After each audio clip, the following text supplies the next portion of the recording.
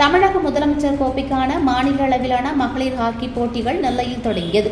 38 மாவட்டங்களைச் சேர்ந்த வீராங்கனைகள் பங்கேற்பு. தமிழக முதலமைச்சர் கோப்பைக்கான விளையாட்டுப் போட்டிகள் மாவட்ட அளவில் நடைபெற்று முடிந்த நிலையில் அதில் வெற்றி பெற்ற அணிகளை ஒன்றிணைத்து மாநில அளவிலான போட்டிகள் நடந்து வருகிறது.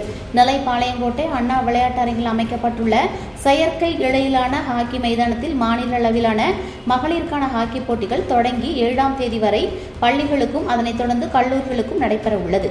இந்த போட்டிகளில் பங்கேற்பதற்காக தமிழகத்தின் அனைத்து மாவட்டங்களில் இருந்தும் பள்ளி அளவிலான வீராங்கனைகள் சுமார் 1500 பேர் நெல்லைக்கு வருகை புரிந்துள்ளனர். 38 அணிகளும் நாக் அவுட் முறையில் ஒவ்வொரு மாவட்டங்களை எதிர்கொள்கிறது.